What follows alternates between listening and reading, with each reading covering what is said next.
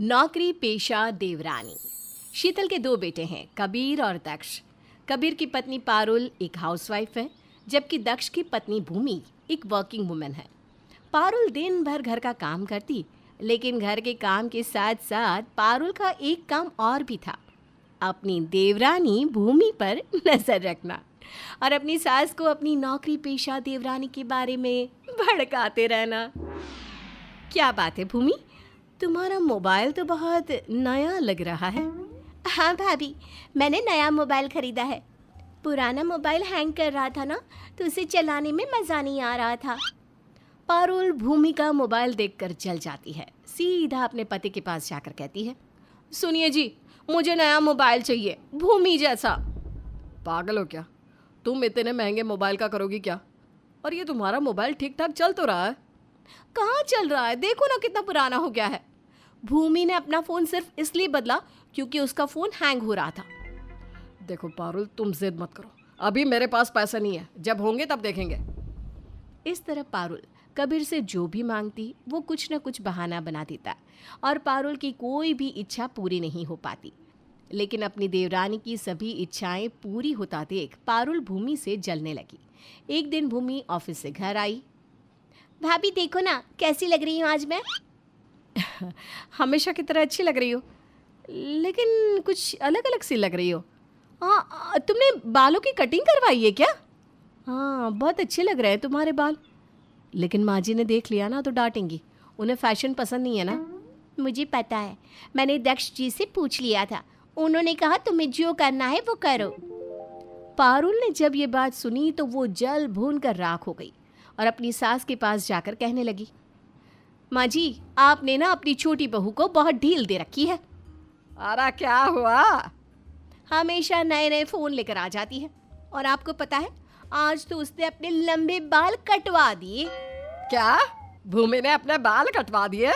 हाँ माँ जी, और मैंने उसे बोला कि माँ जी डांट लगाएगी, तो बोली मैंने दक्ष जी से पूछ लिया था। जैसे कि आपकी बात की उसकी नज़रों में कोई कीमत ही नहीं है। इस दक्ष ने ना बहुत छूट दे रखी है अपनी बीवी को, इन दोनों पर लगाम लगा कर रखनी होगी। अब पारुल ने धीरे धीरे अपनी सास के दिल में भूमि के खिलाफ नफरत पैदा कर दी। एक बार भूमि अपने लिए बहुत सारी शॉपिंग करके आई। अरे भूमि, तुम तो पूरा बाजार उठा कर लाई हो क्या? भाभी, मैं अपने लिए कपड़े लाई हूँ और कुछ ज्वेलरी भी लाई हूँ। मेरे कपड़े पुराने हो गए ना, तो ऑफिस के लिए कुछ अच्छे कपड़े लेकर आई। बहू, तुम बहुत पैसे बर्बाद करती हो, सोच समझ कर खर्च किया करो। अरे इतनी रात हो गई है, ये कोई समय है क्या घर पर आने का? देवर जी ने वैसे ना तुम्हें बहुत छूट दे रखी है भूमि। तभी वहाँ दक्ष आ जाता है। क्या हुआ माँ? भाभी, भूमि मुझसे पूछ कर गई थी मार्केट, और वो ऑफिस जाती है, उसे नए कपड़ों और ज्वेलरी की ज़रूरत पड़ती रहती है। इसमें इतना तमाशा बनाने वाली क्या बात है? अरे हम कहाँ तमाशा बना रहे हैं, हम तो अभी बोल रहे हैं कि अगर तुम अपनी बीवी को ऐसे ही सपोर्ट करते रहे ना, तो बाद में सारी दुनिया बोलेगी। भाभी, क्या आप भी पुराने ज़माने की बात करती हो? बोलने दो जिसे जो बोलना है। भूमि, चलो मेरे साथ। दक्ष भूमि को लेकर चला जाता है। तभी पारुल अपनी सास से कहती है, देख लो माँ जी, आपकी छोटी बहू ने तो पूरी तरह से देवर जी को अपने कब्जे में कर लिया है। अब शीतल पूरी तरह से भूमि के खिलाफ हो गई। एक दिन भूमि अपने ऑफिस के स्टाफ से बात कर रही थी। भूमि बहू, तुम ये किस लड़के से बात कर रही थी? माँ, मेरे ऑफिस में मेरे साथ काम करता है। आज किसी लड़के से फोन पर भी बात कर रही थी ना? कल किसी लड़के का हाथ पकड़कर घर पर आ जाओगी और तुम्हारा भोला पति तो यही कहेगा, ये आजकल का फैशन है। भाभी, तमीज से बात करिए। वो गलती क्या कह रही है? कई दिनों से मैं देख रही हूँ कि तेरे रंग ढंग बदल गए हैं और ये सब तेरे ऑफिस जाने की वजह से हुआ है। माँ जी, आप मेरे बारे में ये सब सोचती हैं? ठीक है, आज के बाद मैं ऑफिस से नहीं जाऊंगी, बस।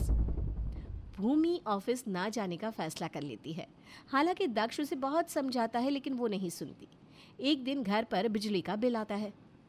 अरे ये बिजली का बिल आए हुए इतने दिन हो गए, लेकिन अभी तक किसी ने भरा नहीं।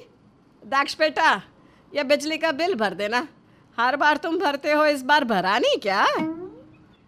माँ, मैंने बिजली का बिल कभी नहीं भरा। हर बार भूमि घर में किसी को भी बिना बताए बिजली का बिल भर देती थी, लेकिन अब तो भूमि ने जॉब छोड़ दी है, इसलिए आप भैया से कह दो कि बिल के आधे पैसे वो दे और आधे पैसे मैं दूंगा।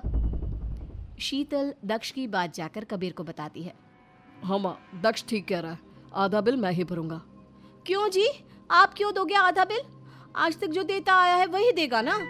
क्यों पारुल, भूमि की जॉब से तुम्हें ही तो सबसे ज्यादा प्रॉब्लम थी ना। अब उसने जॉब छोड़ दी है तो बिल वो क्यों भरेगी? इस घर में 2 भाई रहते हैं, इसलिए घर में जो भी खर्चा होगा दोनों भाई आधा आधा करेंगे। तभी वहां दक्ष आकर कहता है।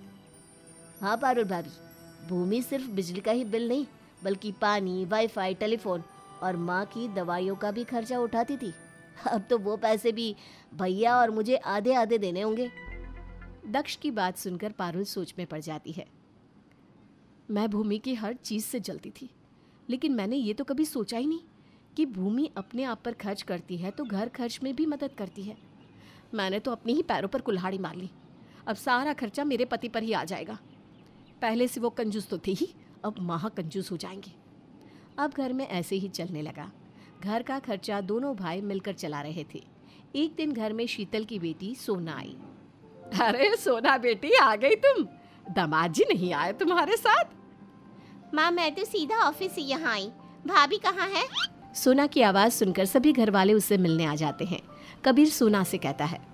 सोना, हमें पता है तुम घर और ऑफिस दोनों संभालती हो, लेकिन इतना भी क्या बिजी रहती हो कि हमसे मिलने तक का टाइम नहीं होता तुम्हारे पास? ओ भैया, आप तो आते ही शिकायत करने लगे। सांस तो लेने दो मुझे। सब लोग बात कर ही रहे थे कि भूमि सोना के लिए पानी लेकर आती है। सोना, ये लो पानी। अरे भाभी, आज आप ऑफिस नहीं गई? छुट्टी ले रखी है क्या? अब मैं ऑफिस नहीं जाती, घर में ही रहती हूँ। क्यों भाभी? सोना के पूछने पर दक्ष और भूमि ने उसे सारी बात बता दी। सोना ने अपनी माँ और पारुल भाभी को कहा। माँ, पारुल भाभी, आप दोनों को शर्म नहीं आई भूमि भाभी के साथ ऐसा व्यवहार करते हुए? माँ, मैं भी जॉब करती हूँ, मेरे ऑफिस में लड़के भी काम करते हैं, उनके फोन आते हैं मेरे पास, और अगर कभी मैं लेट हो जाऊँ ना तो वो लोग मुझे छोड़ने घर भी आते हैं। मगर मेरी सास मुझ पर ऐसा इल्जाम लगाए तो आपको कैसा लगेगा? सोना बेटा, इसमें मेरी कोई गलती नहीं। मैंने तो वही देखा जो पारुल बहू ने मुझे दिखाया। पारुल भाभी, जलन की भी हद होती है। अगर भूमि भाभी बाजार से कुछ खरीद कर ला रही हैं तो इस पे जलने की क्या बात है? जो लोग जॉब करते हैं उन्हें अच्छे कपड़े, सैंडल, मेकअप और ज्वेलरी की जरूरत पड़ती है। और आप दोनों अब भी भूमि भाभी से माफी मांगो। शीतल और पारुल भूमि से माफी मांगती हैं। फिर सोना भूमि को समझाती है। भूमि भाभी, आपको इतनी छोटी बात पर नौकरी नहीं छोड़नी चाहिए थी। आप पढ़ी लिखी हैं, वर्किंग वुमेन है। आप अपने अधिकारों के लिए नहीं लड़ोगी तो कौन लड़ेगा? अब आप दोबारा से जॉब ज्वाइन कर लो। सोना के कहने पर भूमि दोबारा से नौकरी करना शुरू कर देती है, लेकिन पारुल इस बार उसका सपोर्ट करेगी या फिर दोबारा कोई चाल चलेगी?